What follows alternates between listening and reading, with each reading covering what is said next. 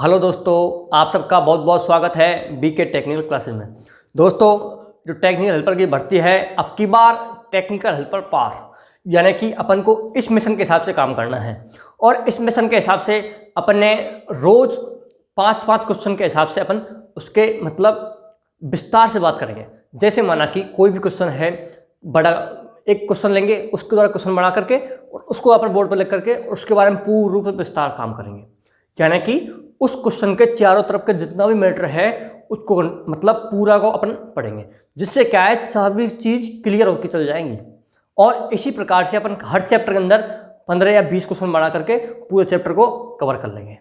ठीक है दोस्तों, अपना मकसद ये है। और इसमें अपन अपनी जो मतलब टेक्निकल हेल्पर की जो भर्ती है उसमें क्या है, अपनी सीरीज चल रही है, यानी कि क्वेश्चन, महत्वपूर्ण क्वेश्चन, किसी भी जो विस्तार से थ्योरी है उसका एक क्वेश्चन बना करके अपन उसके रूप में काम करेंगे, जिससे क्या है हर चीज़ सारी तरफ कवर होकर चल जाएगी अपन। और दोस्तों, इस वीडियो को आप अधिक से अधिक दोस्तों शेयर भी करना है।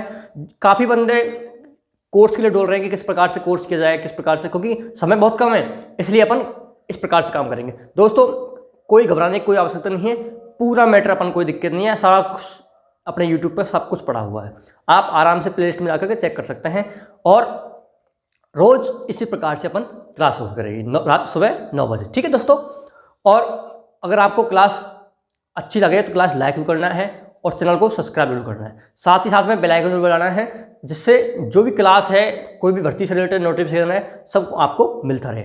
दोस्तों, अपन आज स्टार्ट करते हैं डीसी जनरेटर चैप्टर है, उसके बारे में मोस्टली क्वेश्चन बना के अपन उस मतलब चैप्टर है उसको कंप्लीट करते चलेंगे। ठीक है दोस्तों, तो पहला क्वेश्चन बनाते हैं अपन, डीसी जनरेटर किसे कहते हैं, यानी कि पहला जो है डीसी जनरेटर किसे कहते हैं। अब दोस्तों, इस जनरेटर किसे कहते हैं उससे पहले अपन दोस्तों, जो डीसी जनरेटर बोल रहा है अपन ने, इससे पहले अपन जनरेटर किसे कहते हैं उसको देखते हैं। दोस्तों, एक कोई मशीन है, ये क्या है, एक मशीन है, क्या है, मशीन, और ये क्या है, इसकी शाफ्ट लगी हुई है, क्या लगी हुई है, शाफ्ट, क्या लगी है, शाफ्ट, ये एक मशीन है। अब दोस्तों, मशीन दो है, जिस प्रकार से एक मशीन वो होती है जिसको विद्युत ऊर्जा अपन देते हैं, क्या देते हैं, ये क्या होता है, टर्मिनल बॉक्स होता है, और यहां से क्या है, अपन कोई भी विद्युत सप्लाई देते हैं, और ये क्या करती है, विद्युत सप्लाई क्या करती है, एक शाफ्ट क्या मिलती है, यांत्रिक ऊर्जा मिलती है, मैकेनिक एनर्जी, जिसके द्वारा कोई भी शाफ्ट पर कोई भी लोड लगा होता है। आपने देखा होगा जैसे गांव में चक्की है या मतलब मशीन है, काफ़ी चीज़ें जुड़ी होती है शाफ्ट के साथ, तो वो क्या है, यह है विद्युत ऊर्जा को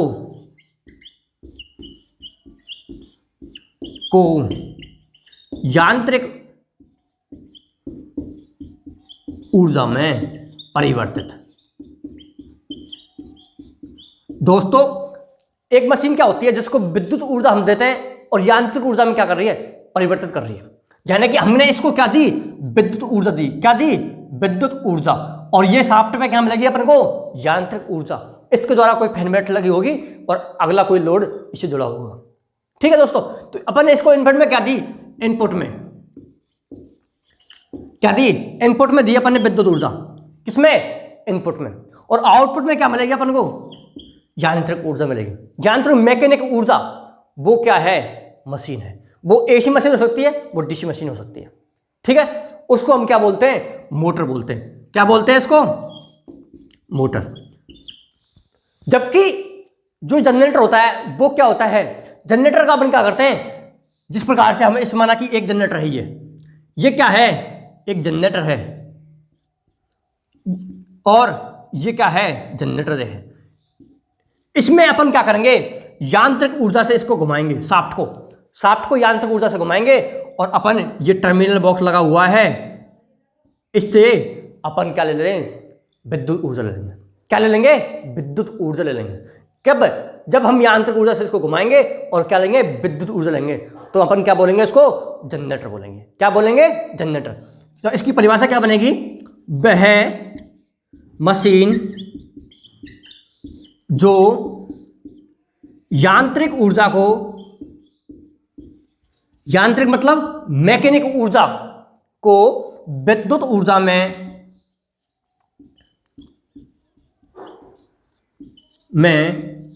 परिवर्तित करता है। यानी कि हम इसको प्राइम मूवर के द्वारा घुमाएंगे और हमको विद्युत ऊर्जा में क्या, मतलब आउटपुट में क्या मिलेगी, विद्युत ऊर्जा मिलेगी। अपने जो जनरेटर लगा होता है ये अपन को सप्लाई देता है, यही काम है जनरेटर का। अगर जनरेटर आपको आउटपुट में डीसी दे रहा है तो वो होगा डीसी जनरेटर, और अगर आउटपुट में आपको एसी दे रहा है तो वो होगा एसी जनरेटर। ठीक है दोस्तों, अगर आपको आउटपुट में दे रहा है डीसी तो आप उसको बोलेंगे डीसी जनरेटर, अगर आउटपुट में दे रहा है एसी तो आप बोलेंगे उसको एसी जनरेटर। यानी कि एसी जनरेटर बोल देंगे, या हम उसको बोलते हैं अल्टरनेटर। क्या बोलते हैं, अल्टरनेटर। अब दोस्तों डीसी जनरेटर है जो आउटपुट को क्या देगा, आउटपुट में डीसी देगा, उसी के आधार पर इसका नाम क्या पड़ा, डीसी जनरेटर पड़ा। ठीक है दोस्तों, आउटपुट में डीसी देगा तो इसमें जो क्या है, भीतर जो उत्पन्न हो रहा है आर्मेचर में, वो तो उत्पन्न एसी हो रहा है, दोनों जनरेटर में, दोनों में क्या हो रहा है, एसी हो रहा है। लेकिन आपको आउटपुट में क्या मिल रही है, डीसी मिल रही है, तो वो डीसी जनरेटर है। लेकिन आउटपुट में डीसी किसके माध्यम से मिल रही है, कम्यूटेटर के माध्यम से। क्या होता है इसको, कम्यूटेटर। इसके माध्यम से आपको आउटपुट में क्या मिल रही है, डीसी मिल रही है। ये क्या करता है कम्यूटेटर, एसी को डीसी में परिवर्तन करता है, एसी को डीसी में करता है। दोस्तों अगर हमको एसी चाहिए तो हम उसको बोलेंगे एसी जनरेटर, और वो काम करता है स्लिप रिंग। स्लिप रिंग क्या होती है, वो भी कम्यूटेटर तरह बनी होती है, फास्फोरस ब्रोंज की बनी होती है। ध्यान रखना दोस्तों, ये क्वेश्चन होता था कि स्लिप रिंग किसकी बनी होती है, स्लिप रिंग फास्फोरस ब्रोंज की बनी होती है। इसका काम क्या है, स्लिप रिंग ना तो कोई एसी पर परिवर्तन करती और ना कोई डीसी में परिवर्तन करती। क्यों, ये क्या, इसका कार्य क्या है, अगर आप इसको डीसी देंगे तो आपको डीसी दे देगी निकाल के, अगर आप एसी देंगे तो एसी निकाल के, मतलब इसका कोई परिवर्तन नहीं है, सिर्फ आपको बाहर आउटपुट में प्रदान करती है ये। ठीक है दोस्तों, क्योंकि अगर आप स्लिप रिंग व कम्यूटेटर नहीं लगाएंगे तो आर्मेचर से आपको जो सप्लाई मिल रही है, आर्मेचर के द्वारा सप्लाई प्राप्त उत्पन्न हो रही है, उसको आप डायरेक्ट नहीं ले सकते, डायरेक्ट आउटपुट में नहीं ले सकते, क्योंकि आर्मेचर तो घूम रहा है, और आर्मेचर घूम रहा है जिससे क्या होंगे, ये तार टूट सकते हैं, वायर टूट सकते हैं, इसके जो बैंडिंग की हुई है इसके अंदर, क्योंकि घूमने से वायर टूटेंगे। इसलिए साथ में क्या लगा होता है, कम्यूटेटर लगा होता है। ठीक है दोस्तों, और कम्यूटेटर के ऊपर क्या लगी होती है, कार्बन ब्रश लगती है। अपन एक के बारे में करेंगे विस्तार, कोई दिक्कत नहीं होगा, बराबर तो ना। ये सब समझ में आ गया, जनरेटर किसे कहते हैं। तो अपना पहला क्वेश्चन था डीसी जनरेटर किसे कहते हैं, तो डीसी जनरेटर के बारे में पूरा समझ में आ गया कंप्लीट।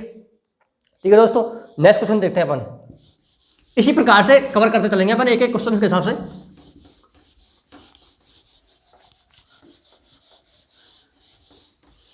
अपना नेक्स्ट क्वेश्चन है DC generator, question number 2, DC generator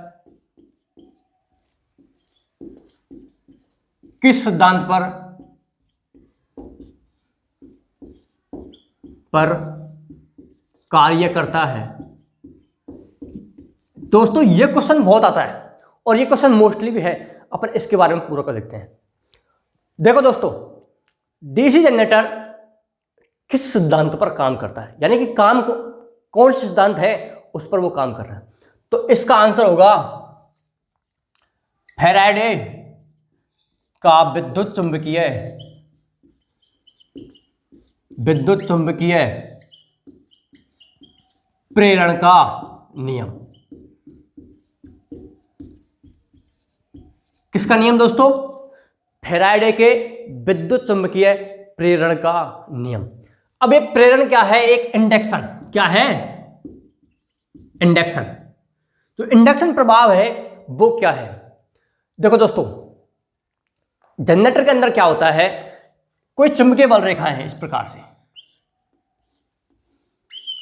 ये क्या है N और ये S, ये क्या है, कोई चुंबकीय बल रेखा है, और चुंबकीय बल रेखाएं इस प्रकार से क्या हो रही है, गमन कर रही हैं, चुंबकीय बल रेखाएं इस प्रकार से जा रही हैं। ठीक है दोस्तों, उसके बाद में अगर आप इसके मध्य में कोई चालक है, ये चालक, ये क्या है, एक चालक है।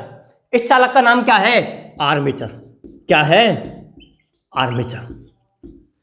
ये आर्मेचर क्या होता है, बाउंड होता है। बाउंड का मतलब, बाउंड यानी मतलब बंधा होता है, यानी कि डीसी जनरेटर का जो आर्मेचर होता है वो क्या होता है, बाउंड होता है। देखो दोस्तों, जब इस चुंबकीय क्षेत्र के मध्य कोई चालक को आप गतिमान करेंगे, क्या करेंगे, इसको गतिमान प्राइम मूवर के द्वारा घुमाएंगे इनपुट के रूप में, तो ये क्या करेगा, चुंबकीय बल रेखाओं का छेदन करेगा। और चुंबकीय बल रेखाओं का छेदन करेगा तो इस आर्मेचर के अंदर क्या उत्पन्न होता है, ईएमएफ। क्या होता है, ईएमएफ। यानी कि जब किसी चुंबकीय क्षेत्र के मध्य किसी चालक को, चालक नाम हमने किसका दिया, आर्मेचर का। जब किसी चुंबकीय क्षेत्र के मध्य किसी चालक को घूर्णमान किया जाए तो वो क्या करेगा, चुंबकीय बल रेखाओं का छेदन करेगा, मतलब काटेगा उसको। क्योंकि देखो दोस्तों, अगर चुंबकीय बल रेखाओं के मध्य हम इस आर्मेचर को घुमा रहे हैं तो चुंबकीय बल रेखाएं को क्या कर रहा है, काट रहा है। और चुंबकीय बल रेखाओं को काटने से इस आर्मेचर में क्या की गई है, बैंडिंग की हुई है। और आर्मेचर में बैंडिंग की हुई है तो आर्मेचर के अंदर क्या उत्पन्न हो रहा है, ईएमएफ। इसको बोलते हैं इलेक्ट्रो मोटिव फोर्स, यानी कि विद्युत वाहक बल। ये जो विद्युत वाहक बल है ये क्या है, ये भी एक वोल्टेज है। क्या है, वोल्टेज। जो ये उत्पन्न हुआ विद्युत वाहक बल, और यहां पर क्या लगा होता है, एक कॉम्यूटेटर लगा होता है। क्या लगा होता है दोस्तों, कॉम्यूटेटर। ये क्या लग रहा है, एक कॉम्यूटेटर लग रहा होता है, लग रहा है।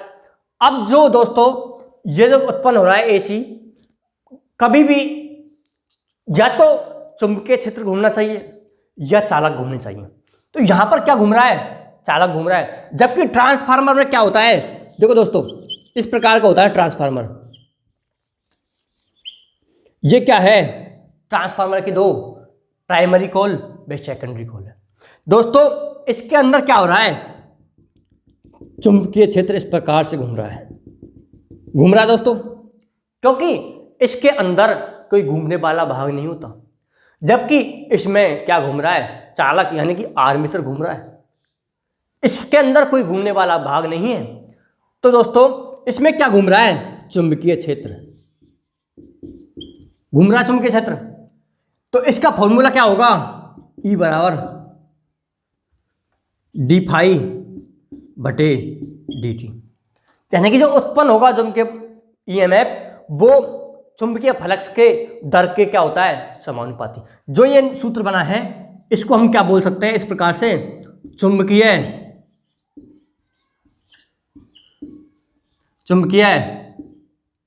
फ्लक्स के दर के समानुपाती।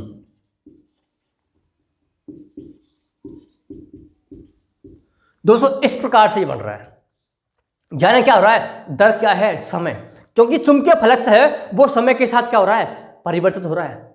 इसलिए इसके अंदर क्या हो रहा है, चुंबकीय क्षेत्र घूम रहा है। लेकिन अल्टरनेट इस अपने जनरेटर के अंदर क्या हो रहा है, क्या हो रहा है, इसके अंदर चालक घूम रहा है। चालक कौन है, आर्मेचर।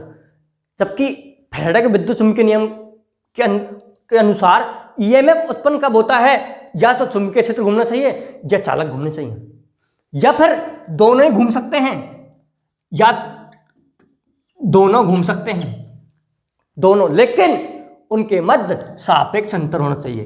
क्या होना चाहिए, सापेक्ष अंतर। उनकी गतियों के बीच में क्या होना चाहिए, सापेक्ष अंतर होना चाहिए, तभी जाकर के आपको ईएमएफ उत्पन्न हुआ। माना कि चुंबकीय क्षेत्र 1500 आरपीएम गति से घूम रहा है और अपना चालक घूम रहा है 1000 आरपीएम गति से, तो क्या होगा, 500 आरपीएम का अंतर हो गया। इस अंतर के कारण आपका ईएमएफ उत्पन्न होगा।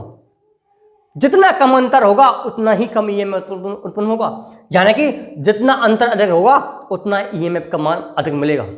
इसलिए या तो चालक को घुमाओ या चुंबकीय क्षेत्र को घुमाओ, लेकिन अगर दोनों को घुमा रहे हैं तो दोनों के मध्य क्या होना चाहिए, सापेक्ष अंतर होना चाहिए, यानी कि दोनों गतियों के बीच में क्या मिलेगा आपको, अंतर होना चाहिए, तभी जाकर के क्या मिलेगा, ईएमएफ उत्पन्न होगा। अगर अंतर पैदा नहीं है तो ईएमएफ उत्पन्न नहीं होगा दोस्तों।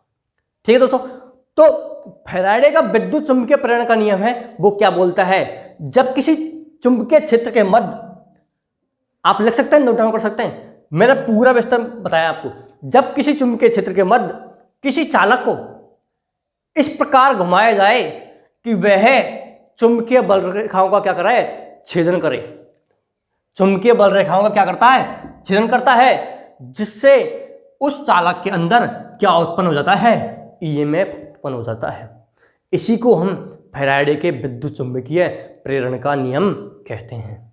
ठीक है दोस्तों, कंप्लीट, ये क्वेश्चन कंप्लीट हो गया।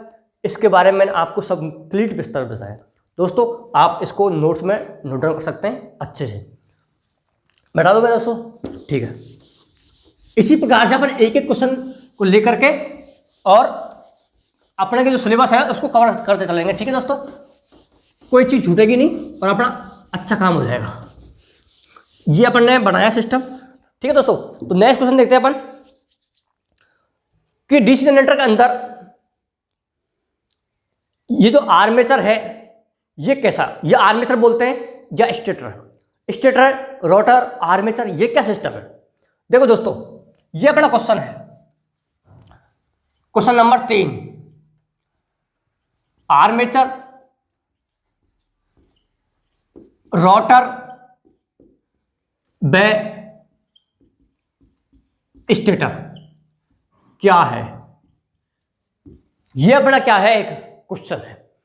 अब इस क्वेश्चन के हिसाब से अपन काम पूरे पे सिस्टम काम करेंगे। देखो दोस्तों, सबसे पहले देखते हैं अपन आर्मेचर के बारे में।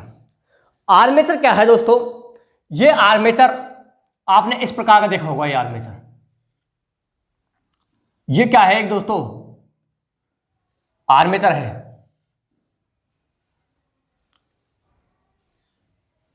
ये शाफ्ट है, इसकी क्या है, शाफ्ट है। ठीक है दोस्तों, ये क्या है, एक आर्मेचर है। लेकिन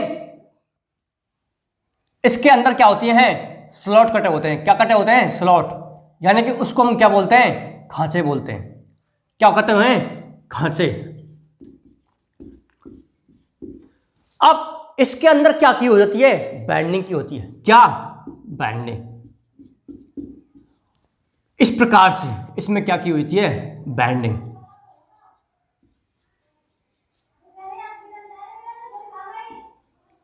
ये क्या है,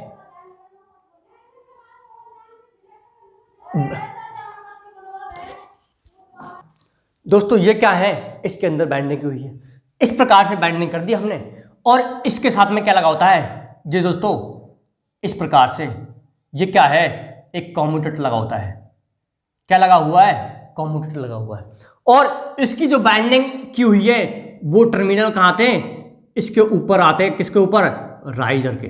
ये भी एक क्वेश्चन बनता है मोस्टली। क्या बनता है कि जो कम्यूटेटर का उभरा हुआ भाग है उसको क्या बोलते हैं, ये होता है राइजर।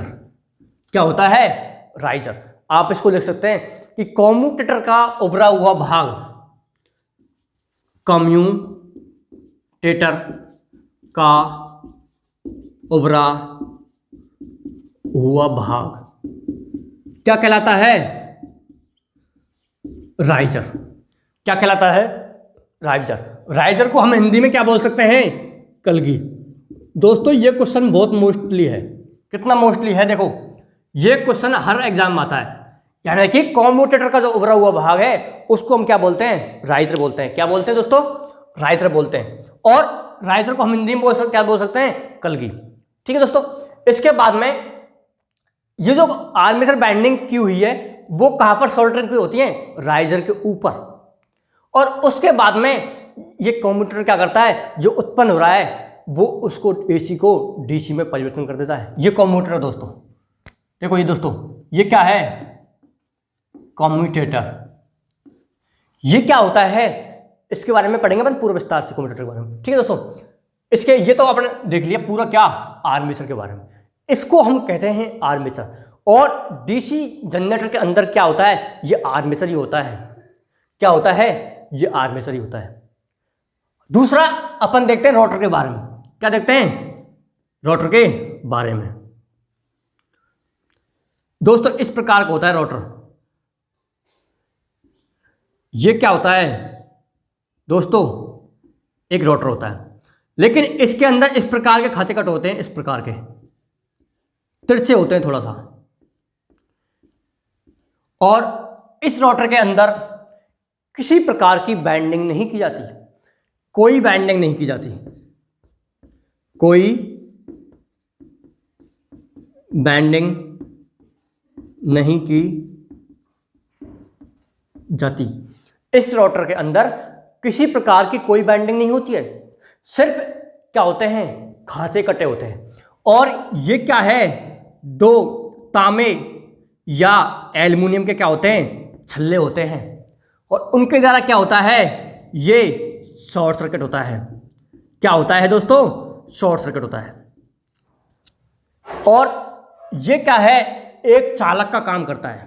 किसका, एक चालक का। यानी कि आप अगर यहां से किसी वायर के अंदर इसको जोड़ दें और करंट प्रवाहित कर सकता है। यानी कि इस प्रकार से एक चालक का काम करता है। अगर आपने यहां से एक किसी तार को जोड़ा और इस प्रकार से जोड़ा और आपने एक लैंप लगा दिया यहां पर दोस्तों, इस प्रकार से एक लैंप लगा दिया और आपने यहां से सप्लाई दे दी, तो एक चालक का रूप में काम करेगा। यानी कि जहां वायर नहीं है वहां पर ये वायर के रूप में काम कर रहा है, तो एक चालक के रूप में क्या हो रहा है, इसका काम हो रहा है। तो इसलिए ये क्या है, इसको हम रोटर बोलते हैं। रोटर ये क्या है, घूमने वाला भाग होता है। रोटर क्या होता है, घूमने वाला भाग। यानी कि रोटर का भी स्थिर नहीं होता। रोटर मतलब रोटेशन, नाम से समझ में आ रहा है। रोटर का मतलब क्या होता है, बहुत से बच्चे इस चीज में कंफ्यूजन है कि रोटर क्या होता है सर, स्टेटर घूमता है या रोटर घूमता है, कंफ्यूजन है। तो हमेशा ध्यान रखना, नाम क्या है, रोटर। रोटर का मतलब रोटेशन करना, मतलब घूमना। तो ये क्या करता है, हमेशा कोई भी मोटर हो उसके अंदर क्या घूमता है, रोटर घूमता है। ठीक है दोस्तों, ये हमेशा घूमने वाला भाग होगा। अब दोस्तों एसी मोटरों के अंदर इस प्रकार के रोटर प्रयोग किए जाते हैं। ठीक है दोस्तों, ये रोटर भी दो प्रकार के होते हैं, सैलिएंट पोल रोटर और सिलिंड्रिकल रोटर। उनके बारे में अपन पढ़ेंगे दोस्तों। ठीक है, कोई दिक्कत नहीं हो रहा तो। सैलिएंट पोल रोटर और सिलिंड्रिकल रोटर दो प्रकार के रोटर होते हैं, लेकिन अपन फिलहाल रोटर के बारे में पढ़ रहे हैं। तो दोस्तों ये क्या है, इस प्रकार से तिरछे क्या है, खांचे हैं, और इसके अंदर कोई बैंडिंग नहीं कर सकते, क्योंकि तिरछे खांचों में कभी बैंडिंग हो सकती है क्या, नहीं हो सकती। तिरछे खांचों में कभी बैंडिंग नहीं हो सकती, इसलिए इसके अंदर क्या होते हैं, इस प्रकार से छड़ें फंसाई जाती हैं। इसके अंदर इस प्रकार से क्या फंसाई जाती हैं, छड़ें। वो छड़ें क्या किसकी हो सकती है, या तो कॉपर की हो सकती हैं या एल्युमिनियम की। दोस्तों ये क्या होती है, छड़ें फंसाई जाती हैं और एक चालक के रूप में काम करता है। इसका प्रतिरोध का मान क्या होता है, कम होता है। यानी कि रोटर के प्रतिरोध का मान क्या होता है दोस्तों, कम होता है। ठीक है दोस्तों, ये हमेशा मोटर के अंदर घूमने वाला भाग। लेकिन अल्टरनेटर जनरेटर है, जो भी सिस्टम है, इसके अंदर क्या होता है, आर्मेचर ही होता है, उसमें बैंडिंग की होती है।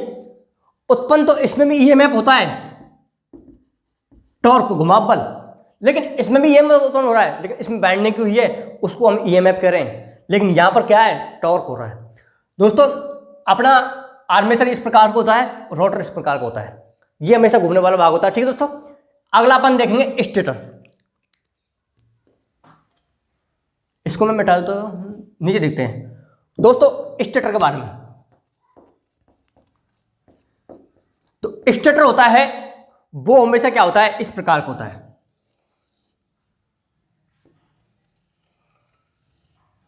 इसमें क्या की होती है दोस्तों, बैंडिंग की होती है। क्या होती है, बैंडिंग की होती है। कर देंगे दोस्तों बैंडिंग। ये क्या है, एक स्टेटर है जिसमें क्या होते हैं, खांचे यानी स्लॉट कटे होते हैं, और उन खांचों के अंदर क्या की होती है, बैंडिंग की होती है। आपने देखा होगा दोस्तों, फैन है या किसी प्रकार का कोई भी सीलिंग फैन, कूलिंग, मतलब उसके बाद में कूलर है, कुछ भी मतलब मोटर है, सिंगल फेज मोटर है, इस सब के अंदर क्या होता है, स्टेटर होता है, और स्टेटर के अंदर खांचे कटे होते हैं और उसमें बैंडिंग की जाती है। और इसके अंदर ये जो रोटर है ना, रोटर, ये इसी के अंदर होता है इस प्रकार से, इस प्रकार से, और वो इस प्रकार से घूमता है। ठीक है दोस्तों, ये क्या है, स्टेटर। इसके अंदर तांबे की बैंडिंग की जाती है, पतले पतले महीन महीन तार होते हैं, उनका भी अलग अलग गेज होता है, उस प्रकार से इनकी क्या कर जाती है, बैंडिंग की जाती है। यह होता है स्टेटर। यह हमेशा स्थिर भाग होता है। कौन सा भाग होता है, स्थिर, यानी कि यह कभी घूमता नहीं है। कोई भी मोटर हो हमेशा स्टेटर स्थिर भाग होगा। घूमेगा तो कौन, रोटर है और आर्मेचर है। स्टेटर तो हमेशा स्थिर होता है, लेकिन एसी मोटरों में इस प्रकार का स्टेटर होता है जिनमें खांचे होते हैं। जबकि अगर हम क्या देखें, डीसी जनरेटर देखें, उनके अंदर क्या होता है, स्टेटर, उनके अंदर इस प्रकार का होता है स्टेटर। देखो दोस्तों, मैं दिखाता हूं आपको, लेकिन उनके अंदर अपन उसको स्टेटर नहीं बोल सकते, उनके अंदर हम उसको पोल बोलते हैं। क्या बोलते हैं, पोल। और इन पोलों पर क्या होती है दोस्तों, गोल नहीं बना, थोड़ा सा एक मिनट, इस प्रकार का पोल होते हैं और उन पर क्या की होती है, बैंडिंग की होती है। क्या की होती है, बैंडिंग। ये पतली पतली पत्तियां क्या होती हैं, लेमिनेटेड होती हैं। किस हानि को कम करने के लिए, भंबरधारा हानि को कम करने के लिए। अपन इनके बारे में पढ़ेंगे, कोई टेंशन मत करो। ठीक है दोस्तों, इस प्रकार के होते हैं क्या, पोल होते हैं। डीसी जनरेटर के अंदर इन पे क्या की जाती है, बैंडिंग की जाती है, इस प्रकार से। आगे समझो दोस्तों, इस प्रकार क्या की गई है, इस पे बैंडिंग की जाती है। और इसमें क्या घूम रहा है, ये आर्मेचर घूम रहा है, घूम रहा है दोस्तों, ये आर्मेचर घूम रहा है। ये क्या है, पोल है। और दोस्तों, पोल 2 हो सकते हैं और पोल 4 भी हो सकते हैं, पोल 6 भी हो सकते हैं, पोल 8 भी हो सकते हैं। लेकिन यह क्वेश्चन आता है कि कम से कम पोलों की संख्या कितनी होती है, तो 2 होती है, क्योंकि एन और एस एक पोल का भी काम नहीं करता, 2 पोल होते हैं। ठीक है दोस्तों, एन और एस, ये क्या होता है, पोल होते हैं। और ये जूते जैसी आकृति होती है, इसको बोलते हैं हम पोल शू। क्या बोलते हैं दोस्तों, पोल शू, यानी कि इसकी जूते जैसे आकृति होती है, और ये क्या होता है, पोल शू। हर जनरेटर के अंदर होता है पोल, और पोल शू दोनों होते हैं। इसको बोलते हैं हम क्या, पोल। इस प्रकार का स्टेटर काम होता है किसके अंदर, जो काम यहां पर स्टेटर का हो रहा है ना, वही काम यहां पर कर रहा है कौन, पोल। उन पर बैंडिंग की जाती है और इनमें खांचों के अंदर बैंडिंग की जा रही है, स्टेटर के अंदर। ठीक है दोस्तों, यानी कि अपन ने आज 5 क्वेश्चन किए और 5 क्वेश्चन कंप्लीट, सारा कुछ और पास का समग्र कंप्लीट लेकर के काम किया है। और मैं उम्मीद कर रहा हूं आपको अच्छा समझ में आ रहा होगा। यानी कि इनके अंदर से बहुत क्वेश्चन बन रहे हैं, अगर आप देखें तो देखो, मैंने सब कुछ कंप्लीट कर दिया इसके अंदर।